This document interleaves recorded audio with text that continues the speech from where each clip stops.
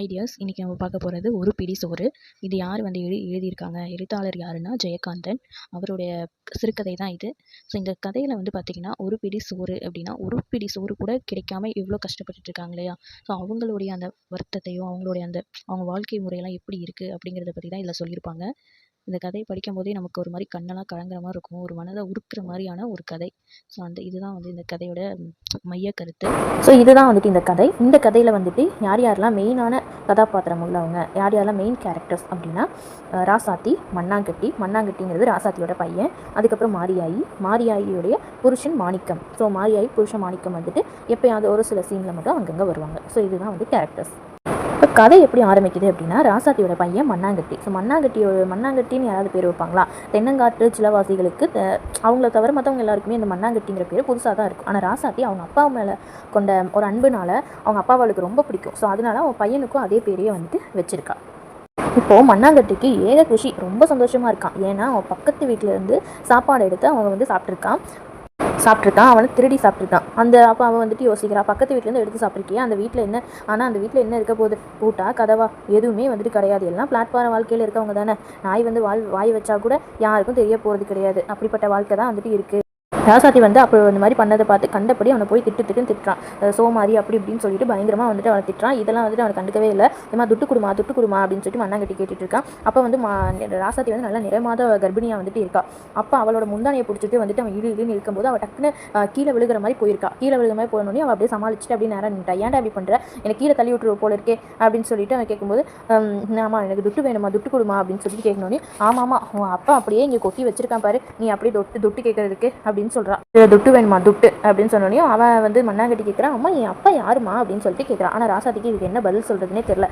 அப்போ அவளுக்கு என்ன பதில் சொல்கிறதுனே தெரியாமல் ஒரு நிமிஷம் அப்படியே ஸ்தம்பிச்சு போய் நிற்பாள். அப்போ தான் அவளுக்கு ஒரு ஞாபகம் வரும். சடையம்மன் கோவில் திருவிழாவில் சந்தித்த சில நாட்கள் வந்துட்டு உறவாடிட்டு இருந்திருப்பாள். யாருன்னா ஒரு விளையல் கடை வியாபாரிக்கிட்ட. அவங்ககிட்ட வந்துட்டு அவனோட சிரிப்பையும் அவனோட முகத்தையும் பார்த்து அவனோட மனசை பறி கொடுத்து அப்படி வந்துட்டு ஒரு நடந்த விஷயத்தில் தான் இவன் வந்துட்டு பிறந்திருப்பான். இவன் எல்லாத்தையும் யோசிச்சு பார்த்துட்டு இவன் வந்துட்டு இந்த மாதிரி ஒரு புன்னகையோட முகத்தில் வந்துட்டு இருக்கும். அப்போ வந்துட்டு வாடாங்க அப்படின்னு சொல்லிட்டு வந்து கூப்பிடுவாங்க. அவன் வந்து என்ன பண்ணுவான், நானா அப்படின்னு சொல்லிட்டு அவன் அப்படியே வந்துட்டு அப்படியே கை நழுவி போகிற மாதிரி ஒரு எஸ்கேப் ஆவான். அதுக்கப்புறம் வந்துட்டு இப்போ நீ என்னை விட்டு போகலாம், ஆனால் நீ நைட்டுக்கு சோறுக்கு என்கிட்ட தானே வந்தாகணும் அப்படின்னு சொன்னேன். அவன் வயிற்று தாளம் தட்டிகிட்டே, நானும் வரமாட்டேனே, இப்போ தான் நான் வயிறு ஃபுல்லாக ஒரு சட்டி சோறு ஃபுல்லாக நான் சாப்பிட்டுருக்கேன்ல, அதனால நான் வரவே மாட்டேன் அப்படின்னு சொல்லுவான். அவன் கரெக்டாக சொல்லி முடிக்கிறதுக்கும் பின்னாடி இருந்து ஒரு கை சொத்துன்னு வந்துட்டு ஒரு அடி அடிக்கும் அவன் முதுகில். யாருன்னு பார்த்தா மாரியாயி வந்துட்டு பக்கத்து வீட்டில் வந்துட்டு குடியிருக்கவ. அவன் வந்துட்டு இவன் வந்துட்டு அடிப்பான். அப்போ வந்து மாரியாயி வந்துட்டு அவனை பார்த்து, என்ன தேவடியா பெருத்த பயலே, என் புருஷன் வந்துட்டு விறகு எடுத்துகிட்டு காட்டுக்கு போயிருக்காரு, அவர் திரும்பி வந்தால் சாப்பிட்றதுக்கு கொஞ்சம் சட்டியில் சோறு வச்சுருந்தேன், அதை பிடிங்கி தின்றுக்கியடா, உனக்கு கொஞ்சம் அந்த அறிவு இருக்கா அப்படின்னு சொல்லி திட்டியிருக்கான் பயங்கரமாக. அப்போ வந்துட்டு ராசாதிக்கு பயங்கரமாக கோவம் வந்துருச்சு. இந்த பையனை திட்டினோனையும் திட்டினதுக்கப்புறம் வாடி உத்தம பத்தினி அப்படின்னு சொல்லிட்டு ரெண்டு பேரும் வந்துட்டு மாறி வந்து திட்டிக்கிறாங்க. அப்போ வந்துட்டு ராசாத்தி வந்து மாரியாயி வந்து பார்த்து, நீ எல்லாம் அன்றைக்கி அவன் கூட அப்படி இருந்தவ தானே அப்படின்னு சொன்னோன்னே அதெல்லாம் உண்மை தான். ஆனால் அதுக்கு வந்து சொன்னோடனே அவனால் ஏற்றுக்க முடியல. ரொம்ப அப்படியே கோவம் வந்துருச்சு. கோவம் வந்து அப்படியே ஒரு குட்டு அப்படியே அவன் நெஞ்சு மேலே ஏற்கனவே நிறமாதமாக இருக்கா. அவளோட நெஞ்சிலேயே வந்துட்டு அப்படியே கையை வச்சு ஒரு குத்துனோடனே இவளுக்கு சரியான கோவம் வந்து, என்னது ஏன் நெஞ்சிலே குத்துறியா அப்படின்னு சொல்லிட்டு அவளோட முடியை வந்து ரெண்டு கையில் வந்து பிடிச்சிட்டு அப்படியே ஆட்டுன்னு ஆட்டிகிட்டு இருக்கா. அப்போ முடியை பிடிச்சி ஆட்டினோடனே இவளுக்கு கோவம் வந்து மாறி வந்துட்டு ராசாத்தியோட வயிற்றுலேயே வந்துட்டு ஒரு குத்திருக்கா.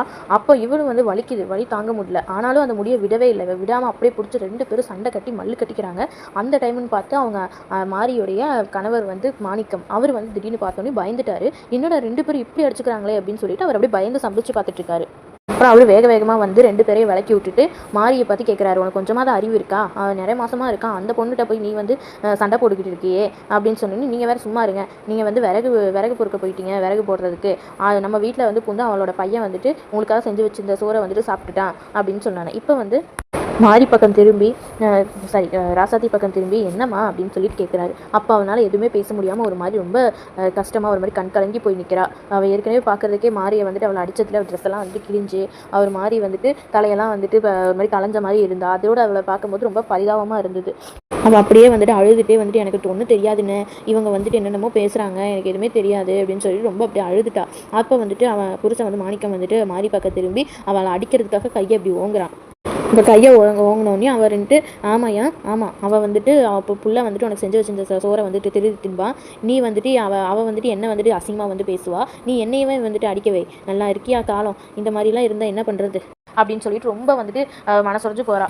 இப்படி அவள் புலம்பிக்கிட்டே அவள் அந்த இடத்த விட்டு கிளம்புறா. அப்புறமா வந்து இவன் மாணிக்கம் வந்துட்டு சரி நமக்காக செஞ்சு வச்சு இந்த சோறை தான் இந்த பையன் சாப்பிட்டானே அப்படின்னு சொல்லிட்டு பேக்கெட்டில் பார்க்குறா. 2 ரூபா இருக்குது. சரி இந்த 2 அணா வச்சுட்டு ஏதாவது ஒன்று வந்து சாப்பிடுவோம், ஏதாவது ஒன்று கிடைக்கும்ல அப்படின்னு சொல்லிட்டு அவனும் அந்த இடத்த விட்டு போகிறான். இப்போ ராசாத்திக்கு வந்துட்டு பயங்கரமான கோவம் வருது. யார் மேலேனா மண்ணாங்கட்டி மேலே. மண்ணாங்கட்டி வந்துட்டு அவன் ஒரு அடி போட்டோன்னே அவன் அந்த இடத்த விட்டு ஒரே ஓட்டமாக ஓடினவன் அவன் இன்னும் வரக்கானும். அவன் வந்துட்டு போனவன் பற்றி இவன் வந்துட்டு இவன் ஏன் இப்படி பண்ணிட்டு இருக்கான், நான் வந்துட்டு என்னோட ரத்தம் என் வேர்வை அப்படின்னு சொல்லிட்டு என்னோட உடம்பு எலும்பெல்லாம் வந்துட்டு முறிகிற அளவுக்கு நான் கஷ்டப்பட்டு நான் வேலை செஞ்சுட்ருக்கேன். இவன் வந்துட்டு அடுத்த வீட்டில் போயிட்டு இவன் வந்து இப்போ திருடி தின்னுட்டுருக்கானே, நான் வந்து அவனுக்கு என்ன சாப்பாடாக போடாமல் வச்சிருக்கேன், நான் கஷ்டப்பட்டாலும் அவனுக்கு நல்ல விதமாக தானே சோறு போட்டுட்ருக்கேன் அப்படின்னு சொல்லிட்டு பயங்கரமாக வந்துட்டு திட்டுறான். அவனுக்கு இன்னைக்கு இருக்குது, அவன் வரட்டும் இருக்குது அப்படின்னு சொல்கிறான். அவன் கையை காலை உடச்சி இன்னைக்கு நான் அடுப்பில் வைக்கிறேன், என் பேரை வந்து மாற்றிக்கிறேன் அப்படின்னு சொல்லிட்டு அப்படின்னா அவளால் எவ்வளோ திட்ட முடியுமோ அவ்வளோ கண்ணா அப்படின்னா திட்டிகிட்டு இருக்கா. இதுக்கப்புறமா அவளுக்கு வந்துட்டு லைட்டாக அப்படியே சுருக்குன்னு ஒரு வலி வந்துட்டு ஏற்படுது. ஒரு மாதிரி ஊசி குத்துனா எப்படி இருக்கும் அந்த மாதிரி வந்துட்டு அவளோட அடி வயிற்றில் வந்துட்டு வலி வந்துட்டு ஏற்படுது. இந்த நேரத்தில் வந்துட்டு எழுத்தாளர் வந்துட்டு என்ன சொல்கிறாங்க அப்படின்னா, இவங்க 2 பேரை பற்றி சொல்கிறாங்க. மாரியாயும் சரி ராசாத்தையும் சரி 2 பேருமே விபச்சாரத்து வேலையாக தொழிலே வந்துட்டு அவங்க 2 பேரும் பண்ண கிடையாது. அவங்க வீட்டுக்கு எதிர்த்தாப்பில் வந்துட்டு விறகு கடை வந்துட்டு இருக்கும். அந்த விறகு எல்லாத்தையும் வந்துட்டு அடுக்கி வச்சா ஒரு கூலி வந்துட்டு கிடைக்கும். அந்த கூலியை வச்சு அவங்க பொழப்பை வந்து நடத்திட்டு இருப்பாங்க. இந்த எந்த பொழப்புமே இல்லாத ஏதாவது ஒரு பஞ்சகாலம் இருக்கும் இல்லையா, ஸோ இந்த எந்த வேலையுமே இல்லை அப்படிங்கும்போது சாப்பாடுக்கு என்ன பண்ண முடியும், எதுவுமே வந்துட்டு இல்லை அப்படின்னா, ஸோ அந்த மாதிரி டைமில் தான் வந்துட்டு இவங்க வேறு வழியே இல்லாமல் தான் இப்படி ஒரு விபச்சாரம் அப்படிங்கிறதுக்குள்ளே போய் அதை வச்சு ஒரு பணம் வந்துட்டு சம்பாதிப்பாங்களே தவிர என்றைக்குமே இதே வேலை எப்பயுமே இதே வேலையை வந்துட்டு அவங்க செய்ய மாட்டாங்க. ஸோ இதை தொடர்ந்து அவளுக்கு வந்துட்டு இப்போ வந்து மறுபடியும் வலி வர ஆரம்பிக்குது. வலி வர ஆரம்பிக்கும் போது அவள் வந்து அப்படியே யோசிக்கிறா, ஒருவேளை இது பிரசவத்துக்கான வழியாக இருக்குமோ அப்படின்னு. அப்புறமா யோசிச்சு பார்க்குறா, இல்லை எப்படி பார்த்தாலும் இது பிரசவத்துக்கான வழி கிடையாது, இது பசிக்கான வழி தான். ஏன்னா வந்து நம்ம நேற்றைக்கு காலையில் சாப்பிட்டோம், நேற்று பூராவும் சாப்பிடல, இன்னைக்கு காலையிலேருந்து சாப்பிடல. நம்ம 2 உசுராக இருக்கும்போது ஒரு வாய் சோறு கூட சாப்பிடலன்னா அப்புறம் உடம்புல என்னதான் இருக்கும், அப்போ பசிக்காமல் என்ன பண்ணும் அப்படின்னு சொல்லிட்டு அவள் அப்படியே யோசிக்கிறா. இப்போ இருக்கிற பசிக்கு நமக்கு ஒரு வாய் சோறு கிடைச்சா கூட போதும் போல இருக்கே, ஒரு வாய் சோறு என்ன, ஒரு சட்டி சோறு கொடுத்தா கூட பத்தாது அப்படின்னு சொல்லிட்டு அப்படியே யோசிச்சுட்டே வந்துட்டு அவனால் வலி தாங்க முடியாமல் அப்படியே அவள் முட்டி போட்டு அப்படியே படுத்துறாங்க. படுத்துட்டு அதுக்கப்புறம் அவள் வலி தாங்க முடியாமல் அப்படியே அந்த உதடெல்லாம் கடிக்க ஆரம்பிக்கிறா. கால்லாம் வந்து கீழே கீழே வாக்கில் போய் தள்ளுவோம் இல்லையா, ஸோ அந்த மாதிரி வந்துட்டு 2 காலையும் அப்படி இப்படின்னு வந்து கீழே மேலே தள்ளிக்கிட்டே இருக்கா. ஏன்னா அவனால் அந்த வலியை வந்து பொறுத்துக்க முடியாமல் அப்படின்றத கேட்டு எவ்வளோ நேரமாக சண்டை போட்டு முடிய பிடிச்சி ஆட்டி இந்த இவ்வளோ விஷயங்கள் பண்ணாங்க இல்லையா, அவள் வந்து மாரியாயி அவள் வந்து இந்த குரலை கேட்ட உடனே ஓடி வரா. ஓடி வந்து பார்க்கும்போது என்னடி இப்படி படுத்து கிடக்குற, என்னடி ஆச்சு அப்படின்னு சொல்லிட்டு வந்து கேட்கும்போது இந்த மாதிரி வந்து எனக்கு ரொம்ப வயிறு வலிக்குது, எனக்கு ரொம்ப பசிக்குது அப்படின்ற மாதிரி சொல்கிறா. அப்போ வந்துட்டு அவள் வயிற்று தடவி பார்க்குறா. வயிற்று தடவி பார்த்தோன்னே மேல் வயிறு காலியாகவும் கீழ் வயிறு வந்து கொஞ்சம் நிறைஞ்ச மாதிரியும் இருக்குது. ஒருவேளை இது பிரசவத்துக்கான வழியோ அப்படின்னு சொல்லி கேட்குறா. இல்லடி, சடையம்மன் கோவில் திருவிழா அப்போ தான் நான் உண்டானேன், அப்போ இருந்து கணக்கு போட்டு பார்த்தா இப்போ வந்து 8 மாதம் தான் ஆகுது, அதனால இது வந்து பசிக்கான வழி தான், கொஞ்சம் சோறு கிடைச்சா நல்லாயிருக்கும் அப்படின்ற மாதிரி சொல்கிறா. அப்படி அவள் கேட்டோடனையும் அவள் வந்து சோறு என்கிட்ட இல்லையே, ஆனால் வந்துட்டு கொஞ்சம் அரிசி வேணா இருக்குது, அதை வந்து உழ வச்சு தரதுக்குள்ளே இப்போ வந்து நேரம் இல்லை. ஏன்னா இப்போ பிரச்சனை என்னென்னா வெளியே வந்து ராலி வந்து நிற்கிது, அதில் வந்து விறகுகள்லாம் வந்து இறங்கியிருக்கு, விறகுகள்லாம் வந்திருக்கு, அதெல்லாத்தையும் இறக்கி வைக்கணும். அதை இறக்கி வச்சாதான் ஒரு 3-4 நாளைக்கு நான் ஒரு சாப்பாடாவது இது கை செலவுக்காவது நமக்கு கொஞ்சமாவது இருக்கும். அதுவும் இல்லைன்னா அதுக்கப்புறமா ராலி இப்போ போயிடுச்சுன்னா அப்புறம் 3-4 நாளுக்கு அப்புறமா தான் வரும். அது வரைக்கும் என்ன பண்ணுறது அப்படின்னு சொன்னோன்னே அவள் வந்து இவ்வளோ வலியிலையும் ராசாத்தி வந்து சரி பரவாயில்ல, உன்கிட்ட வந்து அரிசி இருக்குல்ல, அது மட்டும் கொஞ்சம் கொடுக்குறியா அப்படின்னு சொல்லிட்டு கேட்குறா. மாரியாயி வந்து என்கிட்ட இருக்குது நான் கொடுக்குறேன், ஆனால் உன்னால் இதை இப்போ சமைச்சிக்க முடியுமா, நீ சமைச்சிப்பியா அப்படின்னு சொல்லிட்டு கேட்குறா. அதனால் மாரி என்ன செய்கிறான்னா, அவள் வீட்டுக்கு போயிட்டு ஒரு இரும்பு குவளையில் வந்து அரிசி எடுத்து போட்டுட்டு நேராக வீட்டுக்கு வரா. வீட்டுக்கு வந்ததுக்கப்புறம் முன்னாடி வந்துட்டு அந்த விறகு வச்சு சமைப்பாங்க இல்லையா, ஸோ அந்த மாதிரி வந்து ஒரு 3 கல் எடுத்து அப்படி வச்சு அதுக்கு மேலே ஒரு பாத்திரத்தை வச்சுட்டு இந்த அரிசி பாத்திரத்தையும் பக்கத்தில் வச்சுட்டு, சரி நீ வந்து உலை வச்சு சாப்பிட்டுரு, நான் வந்து வந்துடுறேன், அரிசி இது விறகு எல்லாத்தையும் இறக்கி வச்சுட்டு உடனே நான் வந்துடுறேன் அப்படின்னு சொல்லிட்டு சொல்கிறா. சரி சமைப்போம் அப்படின்னு சொல்லிட்டு ராசாத்தி அப்படியே எந்திரிக்கிறா. எந்திரிச்சு போய் பார்த்தா தண்ணி இல்லை. தண்ணி இருந்தால் தானே அரிசி எல்லாத்தையும் இது பண்ண முடியும், ஊற வச்சு நம்ம வடித்து சாப்பாட முடியும்.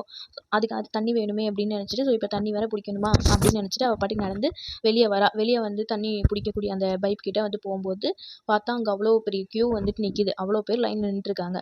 அதை பார்த்தோன்னே இவளுக்கு இன்னும் பயமாயிருது. இன்னும் இவங்க எத்தனை பேர் இருக்காங்க, இவங்க எல்லாரும் பிடிச்சி அப்புறம் நம்ம பிடிச்சி இது என்னைக்கு பிடிச்சி என்னைக்கு சமைச்சு எப்போ சாப்பிட்றது அப்படின்ற மாதிரி ஒரு மாதிரி பயம் வருது. ஆல்ரெடி அவள் உடம்புல சுத்தமாக ஒரு தெம்பே இல்லாத ஒரு உடம்பாக தான் இருக்குது.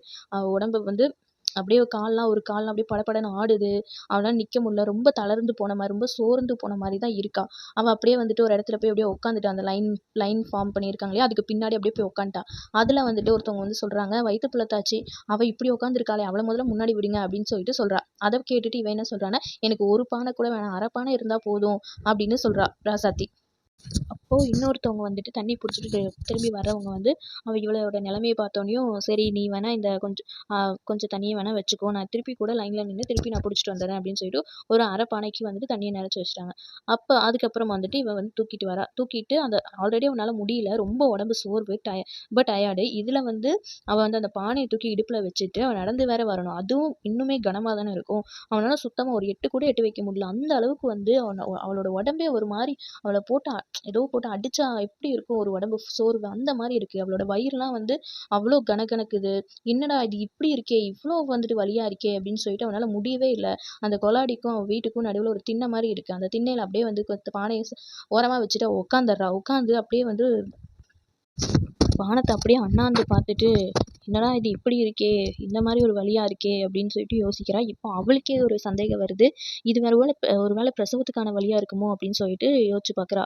ஆனாலும் அவனால வந்துட்டு ஒத்துக்க முடியல. சரி இது வந்து பிரசவத்துக்கான வலியா எப்படி இருக்க முடியும்? அப்படி இப்படின்னு யோசிச்சுட்டு, "இல்ல இது பசிக்கான வலி தான். ஒரு வாய் சாப்பாடு சாப்பிட்டா சரியாயிரும்னு நெனைக்கிறேன்." அப்படின்னு சொல்லிட்டு அப்படியே ஒரு பல்ல கடிச்சுட்டு நம்ம எல்லாத்தையும் பொறுத்துக்குவோம் இல்லையா? அந்த மாரி வந்துட்டு அவ அப்படியே பொறுத்துக்கிட்டு அந்த ஒரு சாரி எடுத்து அந்த முந்தானைய எடுத்து அவ இடுப்புல சொருகிட்டு, ஒரு அந்த தண்ணிய எடுத்து அவளோட இடுப்புல வச்சுட்டு, அவ இப்ப வீட்டுக்கு போயிட்டா.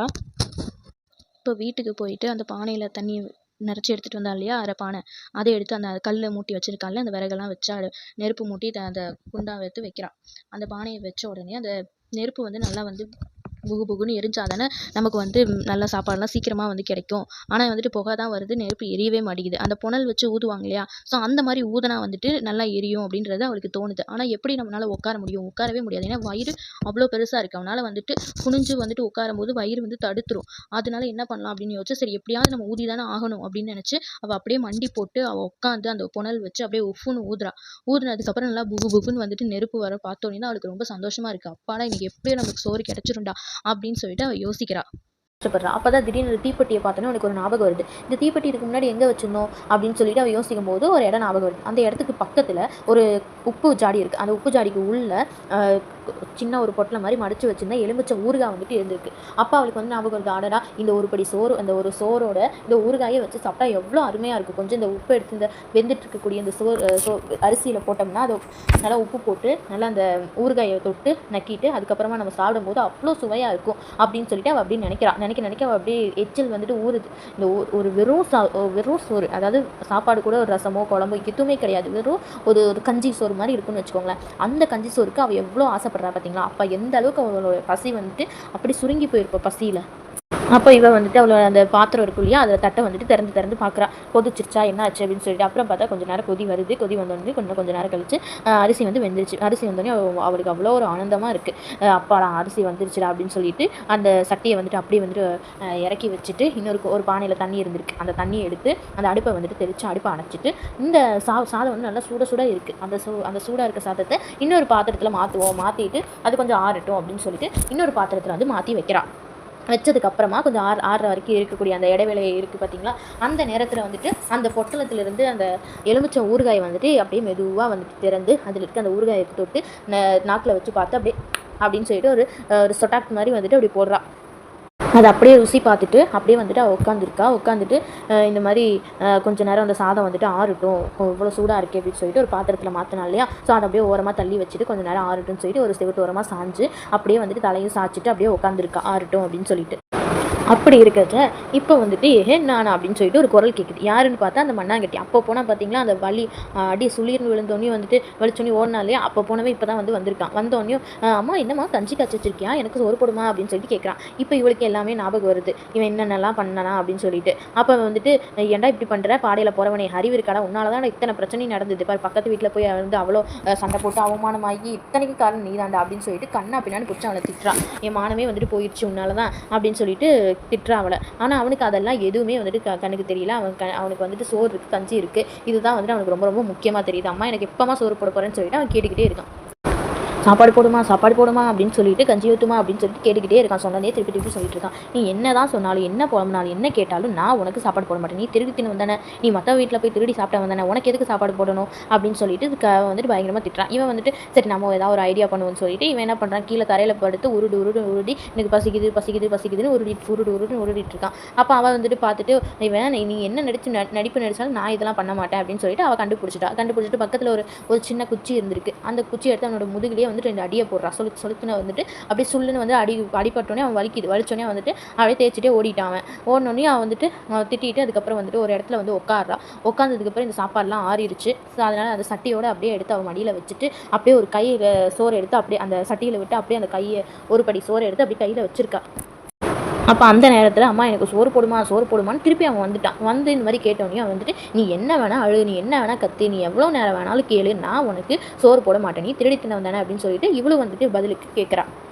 அப்புறம் கொஞ்சம் கொஞ்சமாக அவன் கேட்டு பார்த்துட்டு இதெல்லாம் சரிப்பட்டு வராது, இப்போ நீ எனக்கு சோறு போடுவியா மாட்டியா அப்படின்னு சொல்லிட்டு கேட்டுருவா. அப்போ வந்துட்டு அவளும் வந்துட்டு லைட்டாக அப்படி சிரிச்சுட்டு ஓஹோ சோறு போடுவியா மாட்டியா அப்படின்னு கேட்குற அளவுக்கு நீ வந்துட்டு பெரிய ஆளாயிட்டாரோ அப்படின்னு சொல்லிட்டு அவன் நினச்சோடனே வந்துட்டு நீ என்ன கேட்டாலும் நான் தர முடியாதுடா அப்படின்னு சொல்லி அவள் வந்து கையில் எடுத்து வச்சிருந்தா இல்லையா, அந்த கையை வந்துட்டு பிடிச்சிட்டு அவன் வந்துட்டு எனக்கு சோறு வேணும் அப்படின்னு சொல்லிட்டு கேட்குறான். இவன் வந்துட்டு சோறு தர முடியாதுடா அப்படின்னு சொல்லிட்டு அந்த சோறு எடுத்து அப்படியே அந்த பானையில் வந்து போட்டுட்டு அந்த கையாலே அந்த எச்சி கை இருக்கு இல்லையா அதாலே அவனை போட்டு அடிக்கிறான். அவன் கண்ணத்துலேயே வந்துட்டு ஒரு அறை வைக்கிறான். இப்போ அவனுக்கு கோவம் வந்துட்டு அந்த சட்டி இருக்கு இல்லையா, அந்த சோறு வடித்து மடியில் வச்சிருக்கால அந்த சட்டியை ஒரு கையால், அதாவது அவன் வந்துட்டு ஒரு சைடில் அப்படியே 2 கையால் அப்படி பிடிச்சிக்கிட்டான். இவளும் வந்துட்டு அந்த இன்னொரு பக்கம் வந்துட்டு அவளும் வந்துட்டு 2 கையால் அந்த சட்டியை பிடிட்டாங்க. 2 பேரும் அந்த பானையை ஒரு பக்கம் அவங்களும் ஒரு பக்கம் மண்ணாங்கட்டியும் 2 பேரும் பிடிச்சிட்டு 2 பேரும் சண்டை போட்டதில் அந்த பானை தவறி போய் கீழே விழுந்தோடனையும் வந்துட்டு அவள் மனசே அப்படியே உடஞ்சே போயிடுது. என்னடா இது, அந்த சோறுக்கு வழி இல்லாமல் நம்ம பக்கத்து வீட்டிலேருந்து அந்த அரிசியை வாங்கி தண்ணியை போய் பிடிச்சிட்டு வந்து இவ்வளவு நேரமாக வந்துட்டு அந்த ஒரு வாய் சோறு சாப்பிட்லான்னு நினச்சோமே, அந்த சோறு இப்போ இல்லாமல் போயிடுச்சு, எல்லாத்துக்கும் காரணம் இவன் தானே அப்படின்னு சொல்லிட்டு அவனுக்கு பயங்கரமாக கோவம் தானே. அவன் ஒன்றும் பெரிய பையன் கிடையாது, அவன் சின்ன பையன் தான். அவன் முன்னாடி வந்துட்டு என்ன கோவத்தை வந்துட்டு எப்படி காமிக்கிறது அப்படின்னு இல்லாமல் அவன் வந்து வார்த்தைகளால் அப்படியே அள்ளி தெரிக்கிறான். அவன் என்ன நீ எல்லாம் விளங்குவியா, நீ எல்லாம் செத்து போவடா, நீ எல்லாம் வந்துட்டு அறிவே இல்லைடா உனக்கு அப்படின்னு சொல்லிட்டு கண்ணா பின்னான்னு பிடிச்சி திட்டுறான். அப்படி கண்ணா பின்னான்னு திட்டினதுக்கு அப்புறமா இவன் வந்துட்டு எந்த திட்டெல்லாம் வந்துட்டு ஒரு பக்கம் வாங்கினா கூட இவனும் ஒரு ஏழை குடும்பத்துல கஷ்டப்பட்டு வாழ்ந்தவன் தானே. அதனால அந்த கீழே கிடக்கக்கூடிய அந்த சோறு எல்லாத்தையும் 2 கையால் அப்படியே வந்துட்டு அள்ளிட்டு அப்படியே ஓடிட்டான். இவன் வந்துட்டு அந்த பக்கத்தில் இந்த சோறு வடித்த சட்டி இருக்கு இல்லையா அந்த பானை, ஸோ அந்த ஒரு மண்பானை போல இருக்குது. அதனால அவன் அதை எடுத்து அவன் ஓட்டினதுக்கு அப்புறமா அந்த இடத்துல வந்துட்டு இப்படி தூக்கி வீசுறா போட அப்படின்னு சொல்லிட்டு தூக்கி வீசும்போது அது வந்துட்டு அந்த சட்டி கீழே விழுந்து அதுவும் உடஞ்சு போனோடனையும் அவன் ரொம்ப வந்துட்டு மனசு கஷ்டமாகுது. என்னடா இவ்வளோ கஷ்டப்பட்டு இவ்வளோ நேரம் வந்துட்டு போராடி ஒரு வாய் சோறு வந்து நம்மளால சாப்பிட முடியலையே அப்படின்னு சொல்லிட்டு கண்ணா அப்படின்னா அவனை போட்டு வந்து பாடையில் போகிறவன் செத்துப்போ அப்படி இப்படின்னு வந்துட்டு விளங்காமல் போயிடுவேன் அப்படி இப்படின்னு பயங்கரமாக வந்துட்டு அவன் திட்டுறான். அவன் குழந்தை அப்படிங்கிறது கூட அவளுக்கு அந்த கான்சியஸ் இல்லை, ஏன்னா அவளோட நிலைமை அந்த மாதிரி இருக்குது. அது மாதிரி வந்துட்டு நிலைமையில் அவள் வந்து கண்ணா பின்னான்னு திட்டிறான். கண்டபடி திட்டினோனையும் அவளால் வந்து சுத்தமாக முடியல. ஏற்கனவே அவள் உடம்பு எந்த நிலமையில் இருந்ததுன்னு தெரியும் இல்லையா, அவளோட நிலமை இதில் ஒரு சோறு கூட வந்துட்டு அவள் இன்னும் சாப்பிடவே இல்லை அப்படின்னோனையும் அவள் ரொம்ப கவலைப்பட்டு அப்படியே சுருண்டு போய் அப்படியே படுத்துட்டு ஐயோ இப்படி வந்துட்டு நம்ம நிலைமை ஆகணுமா, ஒரு வாய் சோறு ஒரு படி சோறுக்கு வந்துட்டு நம்ம வழி இல்லாமல் அந்த அளவுக்கு கூட நம்ம வழி இல்லாமல் வந்துட்டு வாழ்ந்துட்டு இருக்கோமே, அந்த அளவுக்கு கூட நம்மளால் வந்துட்டு பண்ண முடியலையே அப்படின்னு சொல்லிட்டு அப்படி வந்துட்டு ரொம்ப ஃபீல் பண்ணி அழுதுட்டு இருக்கும்போது அப்படியே அவனால் முடியவே இல்லை. அப்படியே வந்துட்டு அவள் அப்படியே படுத்தோடனே வந்துட்டு அவளுக்கே ஒரு யோசனை தோணுது, இதுக்கு மேலேயும் நம்ம வந்து பொழைப்போமா, இதுக்கு மேலேயும் வந்துட்டு நம்ம உயிரோடு இருப்போமா அப்படின்னா கண்டிப்பாக கிடையாது, நம்ம செத்து தான் போகிறோம் கண்டிப்பாக அப்படின்னு சொல்லிட்டு அவளுக்கே வந்துட்டு அவள் உயிர் மேலே வந்துட்டு ஒரு உத்தரவாதமே வந்துட்டு இல்லாத மாதிரி ஒரு நிலைமை ஆயிடுச்சு. இப்படி வந்துட்டு அழுதுட்டு இருக்கும்போது அவளோட பையன் வந்துட்டு அவளுக்கு ஞாபகம் வரான்.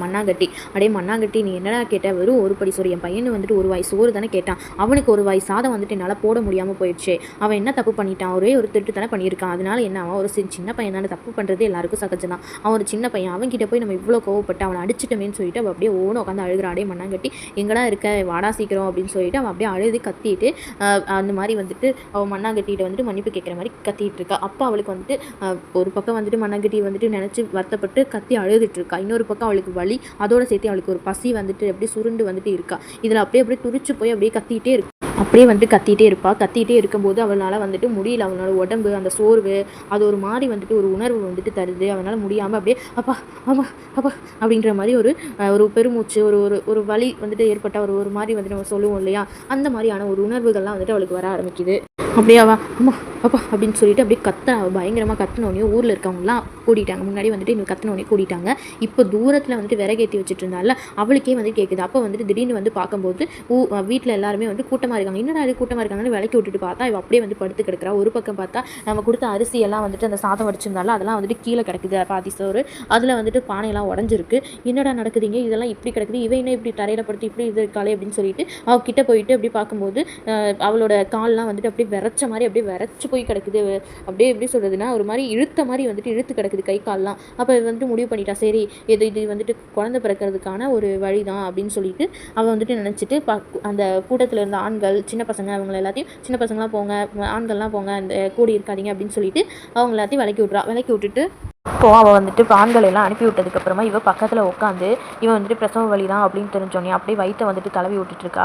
இவனால் வந்துட்டு இவன் வந்து மாதிரி வந்துட்டு யோசிக்கிறா, இவனால் குழந்தையெல்லாம் வந்துட்டு பெற்றெடுக்க முடியுமா?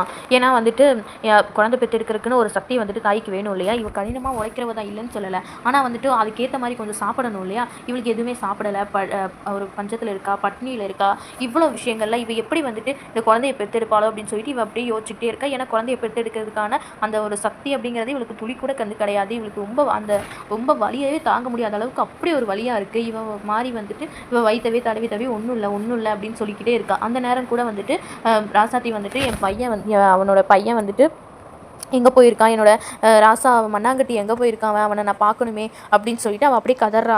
அவன் வந்துட்டு எனக்கு அவனை கூட்டிகிட்டு வாங்க, நான் அவனை பார்க்கணும் அப்படின்னு சொல்லிட்டு ரொம்ப கதறி கேட்குறா அவன்கிட்ட. எங்கடா இருக்க, சீக்கிரம் வாடா, அம்மா செத்துருவோம் போல இருக்குடா அப்படின்னு சொல்லிட்டு அவள் அவ்வளோ ஃபீல் பண்ணிகிட்டு இருக்கா, கத்தி அழுதுட்டுருக்கா. அப்போது அப்படியே வந்துட்டு அதாவது அவள் அப்படியே அழுகவே அப்படியே அவள் தலை வந்துட்டு அப்படியே சாஞ்சோன்னே அவள் அப்படியே வந்துட்டு கண் மூடி அப்படியே இறந்துடுறா. அது இறந்ததுக்கப்புறமா அவளோட கீழே வழியாக வந்துட்டு அப்படியே ரத்தப்போக்கு வந்துட்டு ஏற்படுது. அப்படியே ரத்தப்போக்கில் வந்துட்டு அந்த குழந்தைய வந்துட்டு வெளியே வந்துடுது. குழந்தையும் வந்துட்டு இறந்து போய் வெளியே வருது. இறந்து போய் வெளியே வந்தோடனே எல்லாரும் அப்படி பார்க்குறாங்க. மாறி வந்துட்டு பார்க்குறா, இந்த குழந்தை வேறு இறந்துருக்கு, ஃபுல்லாக இவ ரத்த வெள்ளத்தில் வந்துட்டு இருக்கா, இவளும் இறந்து போயிருக்கா. ஒரு பக்கம் பார்த்தா சோறெல்லாம் செதறி கிடக்குது, இன்னொரு பக்கம் பார்த்தா அந்த பானையெல்லாம் உடஞ்சி கிடக்குது. என்னடா இப்படி ஒரு கஷ்டமான வாழ்க்கை, இப்படி ஒரு வாழ்க்கையா நம்மளோட வாழ்க்கை அப்படின்னு நினச்சி ராசாத்தி அப்படின்னு சொல்லிட்டு கத்தி அழுக ஆரம்பிச்சிட்றா மாறி. இதுக்கப்புறம் அழுததுக்கப்புறம் சரி அப்படின்னு சொல்லி இவங்க எல்லாம் அந்த ரூம் எல்லாத்தையும் க்ளீன் பண்ணி அடுத்து நடக்க வேண்டியது பார்ப்போம்னு சொல்லிட்டு இவன் வந்து நடக்க வேண்டியது பார்ப்போம்னு சொல்லி ரூம்லாம் க்ளீன் பண்ணிவிட்டு அப்படியே அவளை ஓரமாக வச்சிடறாங்க. அந்த மண்ணாங்கட்டி வந்து அப்போ போனவன் இன்னும் வந்துட்டு வரவே இல்லை. அவனுக்கு வந்து விஷயமே வந்துட்டு தெரியல. ஸோ அடுத்த நாள் காலையில் தான் வந்துட்டு அவனுக்கு தெரியுது. அடுத்த நாள் காலையில் வந்துட்டு விஷயத்தை கேள்விப்பட்டு வீடெல்லாம் கூட்டமாக இருக்காங்க. கூட்டமாக இருந்து அவன் வேகமாக வந்தோடனே அவங்க அம்மா வந்துட்டு இப்படி இறந்து கிடக்கிறத பார்த்துட்டு அம்மா அப்படின்னு சொல்லிட்டு அவன் வந்துட்டு அப்படியே மூச்சு வாங்கி அப்படியே அழுகிறான். அப்புறம் கொஞ்சம் நேரம் அமைதியாகிறான். மறுபடியும் அம்மா அப்படின்னு சொல்லிட்டு கத்தி அழுதுகிட்டே இருக்கான். தேம்பி அப்படி அழுதுட்டு இருக்கும்போது கொஞ்சம் நேரம் கழித்து ஊர் மக்கள் எல்லாருமே வந்துட்டு அவனை சமாதானப்படுத்தினா கூட அவனுக்கு சமாதானமே வந்துட்டு யாரோட ஒரு அறிவுரையுமே வந்து கேட்டு அவன் வந்துட்டு அழுகை நிறுத்துற மாதிரி தெரியல. அவ்வளோ ரொம்ப வந்துட்டு வருத்தப்பட்டு இருக்கான். அப்புறம் கொஞ்சம் நேரம் கழித்து நேரம் போயிட்டே இருக்குது. நேரம் போக அந்த சிசு இருக்கு இல்லையா, அந்த குழந்தை இறந்து போயிடுச்சுல, அந்த குழந்தைய அடக்கம் பண்ணணும் அப்படிங்கிறதுக்காக அந்த ஊர் மக்கள் எல்லோரும் கொஞ்சம் கொஞ்சமாக காசு போட்டு அந்த குழந்தையும் நல்லபடியாக வந்துட்டு போய் அடக்கம் பண்ணிட்டாங்க. அதுக்கப்புறம் எல்லாமே முடிஞ்சதுக்கப்புறமா எல்லாம் அவங்கவுங்க வீட்டுக்கு போயிடுறாங்க. மாறி வந்துட்டு அவன் வீட்டுக்கு வந்துட்டு போயிடுறான். அவள் புருஷனுக்கு வந்துட்டு சோறு செஞ்சு போட்டுட்ருக்கா. அப்போ வந்துட்டு சாதம் செஞ்சுட்டு இருக்கும்போது அந்த சட்டியிலேருந்து கீழே இறக்கி வச்சு அந்த சாதத்தை எடுத்து தட்டில் வந்துட்டு போடும்போது ஒரு திடுக்குன்னு ஒரு ஞாபகம் வந்துட்டு அவளுக்கு வருது. எங்கே போனான் இந்த மண்ணாங்கட்டி, எங்கே போயிருப்பானோ அவன், என்ன இப்போ யார்கிட்ட போய் வந்துட்டு கேட்பான், எனக்கு சோறு போடுமா அப்படின்னு சொல்லிட்டுலாம் கேட்டுட்டு இருப்பான். எங்கே போனான்னு தெரியலையே அப்படின்னு சொல்லிட்டு அவள் அப்படியே யோசிக்கிறா. அப்போ அவள் கணவர்கிட்ட வந்துட்டு கேட்குறான், அந்த மாணிக்கம் கிட்ட, அந்த பையன் எங்கே போனானே தெரில, நீங்கள் எப்படியாவது மண்ணாங்கட்டியை கண்டுபிடிச்சி கொண்டு வாங்க அப்படின்னு சொல்லி கூட்டிகிட்டு வாங்க அப்படின்னு சொன்னோம். சரி அப்படின்ட்டு அவரும் வந்துட்டு போகிறாரு. போய் தெருவா அப்படி தேடிட்டு எல்லார்ட்டையும் வந்துட்டு பார்க்குறவங்க எல்லார்ட்டையும் வந்துட்டு எங்கெங்கே மண்ணாங்கட்டி பார்த்தீங்களா அப்படின்னு சொல்லிட்டு கேட்டுக்கிட்டே போகிறாரு. கேட்குற எல்லாருமே வந்துட்டு எனக்கு தெரியாது அப்படின்னு சொல்லிட்டு இருக்காங்க. அப்போ ஒரே ஒருத்தர் மட்டும் ஆமாம் நான் பார்த்தேன், அவன் வந்துட்டு இந்த சுடுகாட்டுக்கு போகிற வழியில் போனான் அப்படின்னு சொன்னோனையும் அவனுக்கு திடீர்னு ஒரு ஞாபகம் வருது மாணிக்கத்துக்கு. ஒருவேளை அவங்க அம்மாவை எரிச்ச இடத்துல போய் இருப்பானோ அப்படின்னு சொல்லிட்டு வேகமாக வந்துட்டு ஓடுறாரு. ஓடும்போது அந்த சுடுகாட்டுக்கு முன்னாடி வந்துட்டு ஒரு கோயில் இருக்குது. அந்த கோயில் வந்து சடையம்மன் கோயில். அந்த சடையம்மன் கோயிலோட வாசலில் உட்காந்துட்டு அழுதுட்டு இருக்கான்.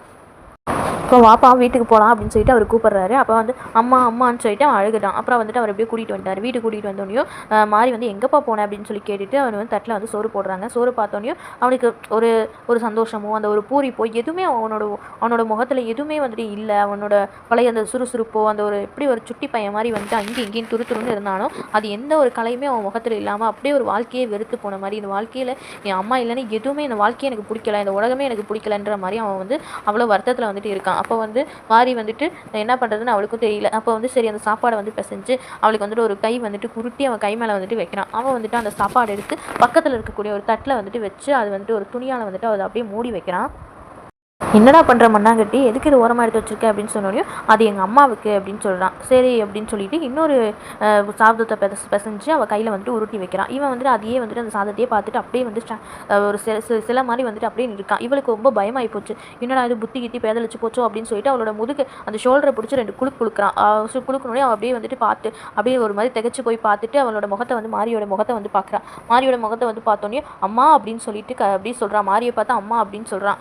அப்போ மாரி வந்துட்டு மகனே அப்படின்னு சொல்லிட்டு அவனும் வந்துட்டு சொல்லி அப்படியே அவளோட உச்சியில் வந்துட்டு ஒரு முத்தமிட்டு அவளை வந்து அப்படியே கட்டி பிடிக்கிறான். கட்டி பிடிச்சதுக்கப்புறம் இவன் வந்துட்டு 2 பேரும் வந்துட்டு அந்த ஒரு அம்மா அப்படின்னு சொன்னோன்னே அவன் மகனே அப்படின்னு சொன்னோன்னே ஒரு அம்மாவுக்கும் ஒரு பையனும் வந்துட்டு ஒரு புதிதாக பிறந்த மாதிரி இந்த கதையை வந்து சொல்லி அப்படியே வந்து முடிச்சிருவாங்க ஜெயகாந்தன்.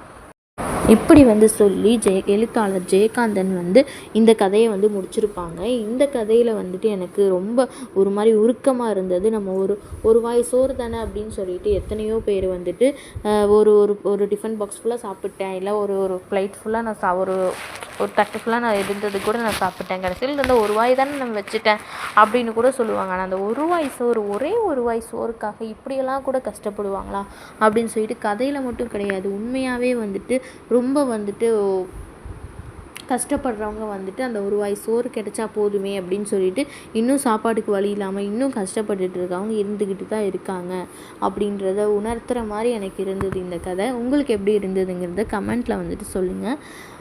தேங்க்யூ, பாய்.